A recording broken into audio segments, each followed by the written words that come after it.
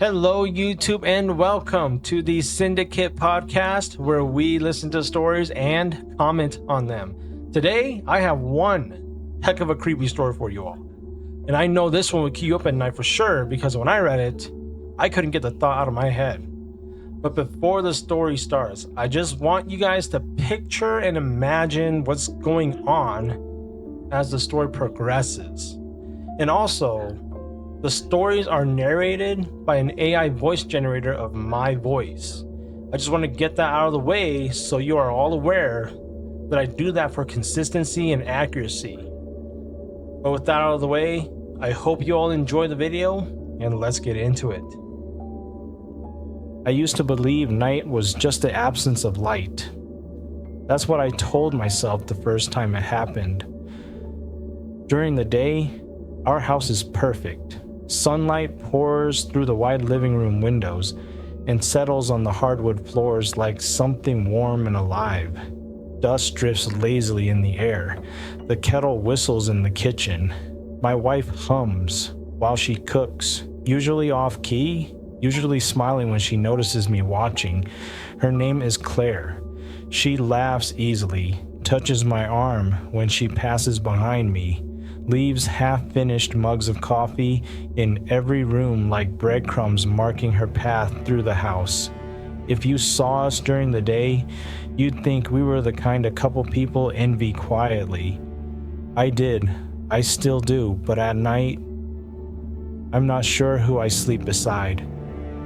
The first time I noticed it, I blamed exhaustion. It was a normal evening. We brushed our teeth together. She complained about the bathroom light being too harsh. I joked about her stealing the blankets again. We kissed, said goodnight, and turned off the lamp. Darkness settled in instantly. Thick, complete, the kind that presses gently against your eyelids. I laid on my back, listening to the house, pipes ticking, wind brushing the siding, Claire breathing softly beside me. Then I opened my eyes. I don't know why I did. There was no noise, no movement, just a sudden, sharp certainty that I wasn't alone in the dark the way I thought I was. I turned my head, and Claire was facing me. That wasn't strange on its own. She often fell asleep curled toward me. What stopped my breath was her eyes. They were open, wide, unblinking. I couldn't see her face clearly. Not really, but I could see the whites of her eyes catching what little moonlight crept through the curtains. They reflected just enough to be unmistakable.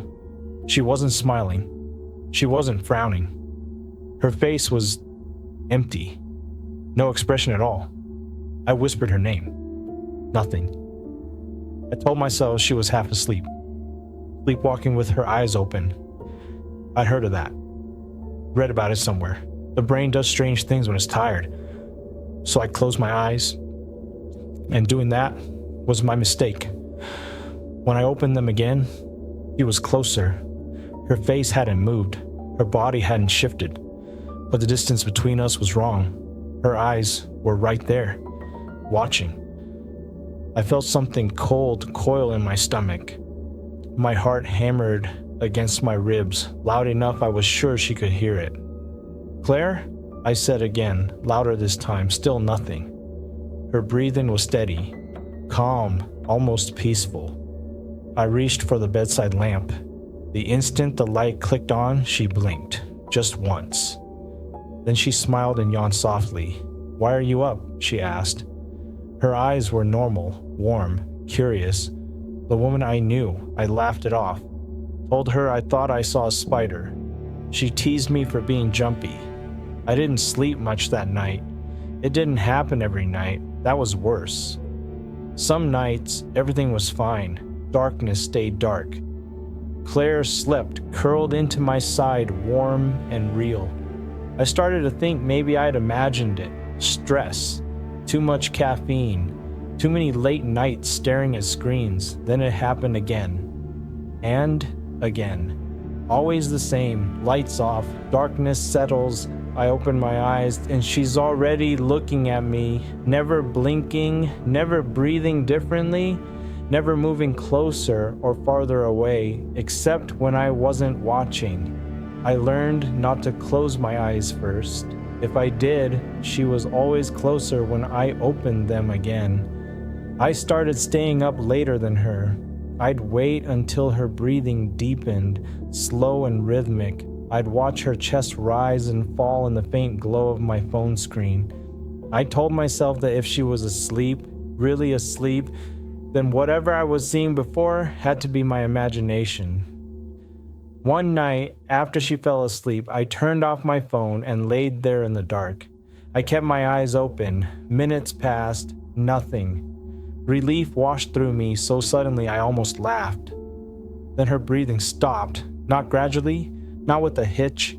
It just stopped. I turned my head. Her eyes were wide open again. This time I could see her face clearly. She was smiling. Too wide. The corners of her mouth pulled farther than they should have, stretching her cheeks into something that looked practiced, deliberate.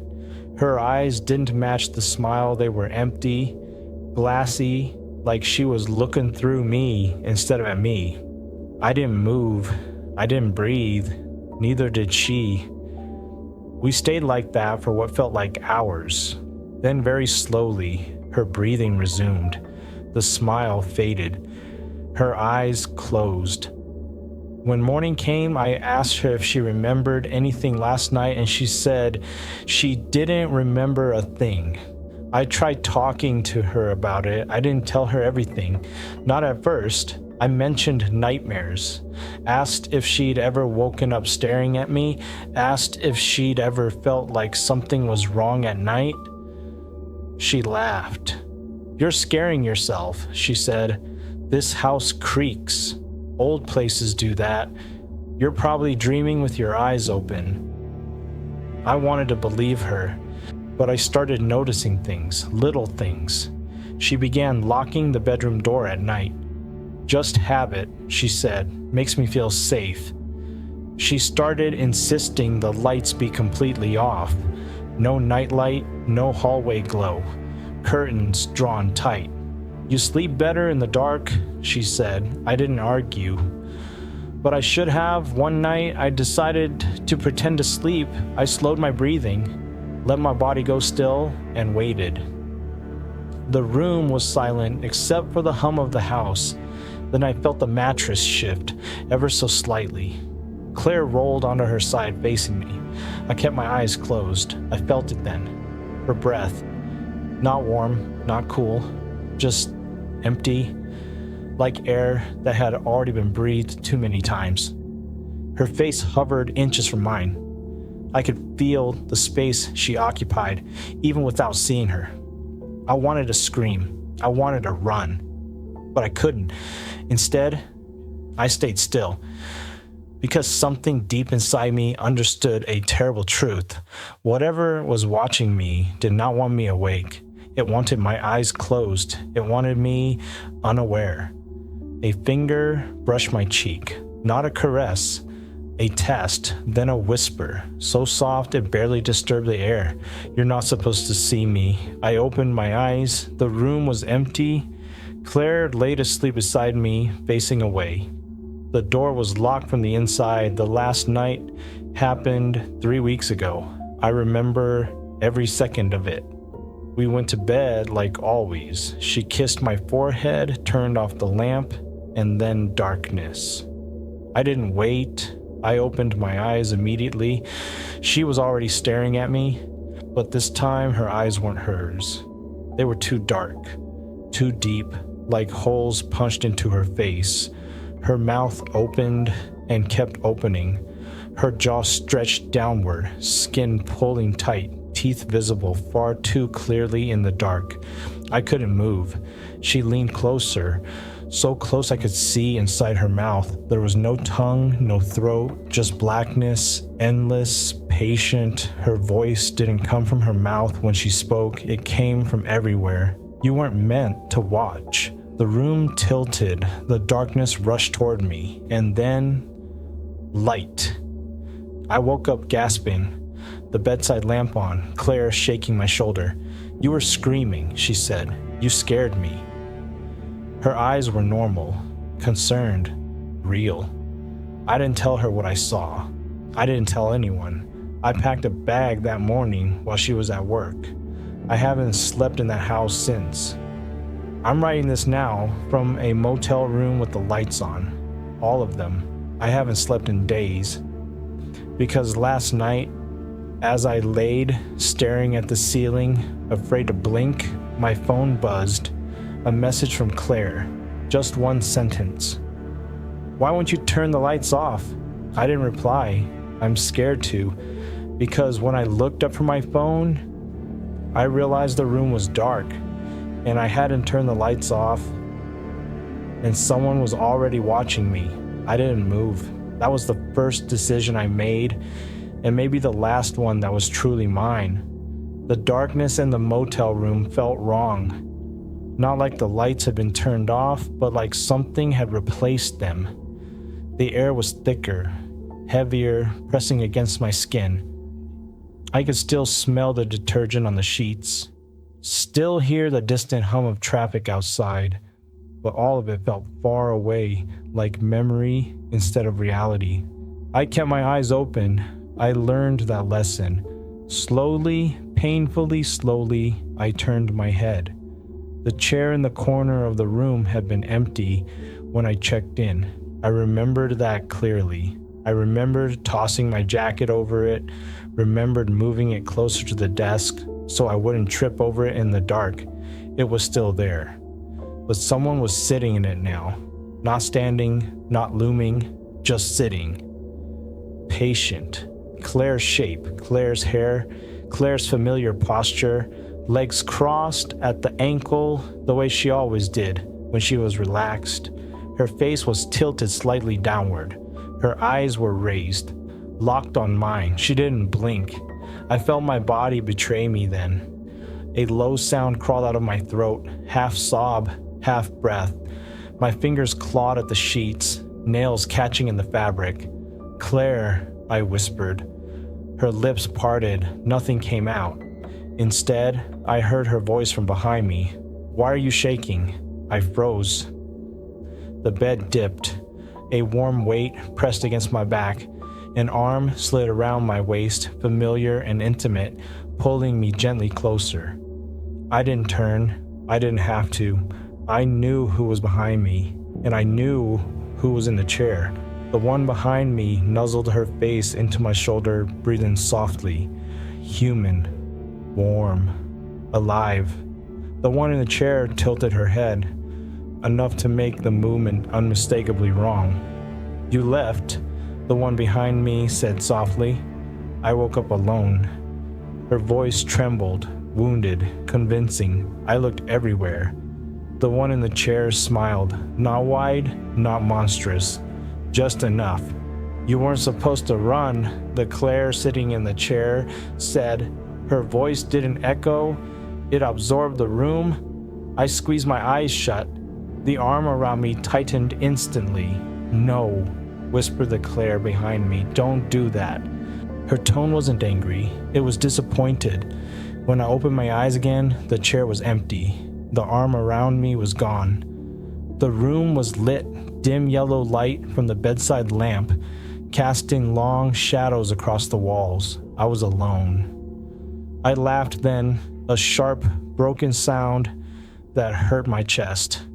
I told myself it was a dream, stress-induced hallucination, sleep paralysis layered on top of guilt and fear and too many sleepless nights. I grabbed my bag and left.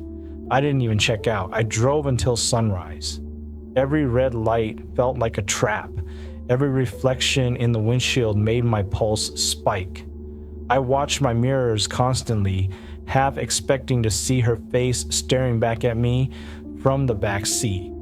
When the sun finally rose, it felt like a lie. Daylight didn't chase the fear away anymore.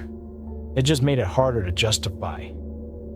I checked into another motel. Different chain, different town, different everything. I slept with the lights on. Nothing happened. I slept again the next night. Still nothing.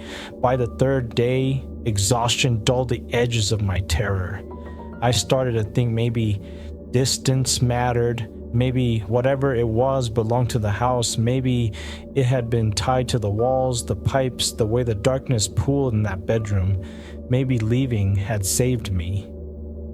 That night, I dreamt of our house. Sunlight, laughter, coffee mugs on the counter. Claire stood in the doorway, smiling. "I fixed it," she said. But when I woke up, the lights were off. This time, I didn't panic. That frightened me more than anything else. I laid still, eyes open, breathing shallowly. The room smelled different, cleaner, sharper, hospital clean. I wasn't in a motel anymore. I was in our bedroom, our bed, our house. Moonlight filtered through the curtains exactly the way it always had, painting pale stripes across the wall. Claire laid beside me, facing away. Relief washed over me so suddenly my eyes burned. Then she spoke. "You finally came back." Her voice was wrong. Not distorted, not monstrous, but layered. Like two voices speaking the same words, a fraction of a second apart. I swallowed. "I didn't mean to leave," I said. I don't know why I said it. The words felt rehearsed, like something I'd practiced in another life. She rolled onto her back. Slowly, her eyes were open. They always were. "You saw me," she said. "Most don't. I'm what stays," she said finally. "When the lights go out." Her head turned toward me, joints moving just a little too smoothly. I wore her because she was easy. She watched me first. A memory surfaced then, unwanted and sharp. Claire, years ago, laughing about how the house felt full at night. How she sometimes felt like she was being looked at when she couldn't sleep. "How long?" I asked. She smiled faintly. "Long enough?" Her hand slid across the sheets, fingers brushing mine. I didn't pull away. "You can't leave now," she said gently. "You're already here." I realized then that I couldn't feel my legs, or my arms, or the weight of the bed beneath me. The room began to darken, corners bleeding inward, swallowing detail and depth until only her face remained, watching, waiting. "Close your eyes," she whispered. I understood what would happen if I did. I understood what had happened to Claire. I kept my eyes open. The darkness rushed in anyway. Oh my gosh. Like I said in the beginning, this one definitely got to me. The part where the husband's like, "Okay, I'm gonna pretend to sleep and see what happens," and immediately feels her weight shift towards him and feels her inches from his face. Just imagining the staring is creepy itself, right? But now if I was the husband and my wife was doing that, I might have instinctively thrown a punch or something just to see what her reaction is. Now, I'm not going to lie, this one kept me up for a while. And it's funny because I kept staring at my wife to make sure she wasn't staring at me, like watch her wake up, find me staring at her. That's kind of ironic, But for all we could have known, maybe the wife was making sure he was okay. Maybe she really wanted to make sure that, he was good by being inches away from his face. She could just be that caring. Who knows, right? But with that said, I want to thank you all for tuning in on this week's video. If you enjoyed this kind of content, please smash the like button like it owes you an Uncrustable peanut butter and jelly sandwich, but swap the jelly for some hot sauce. And as for the subscribe button, treat it to a big juicy steak, all right? And if you have any stories that made you uneasy, kept you up at night, or left you with a lingering sense of dread of some sort, send them to my email, syndicatepodcast247@gmail.com. I'll be sure to check them out. Thanks again for watching, and I'll see you all in the next video.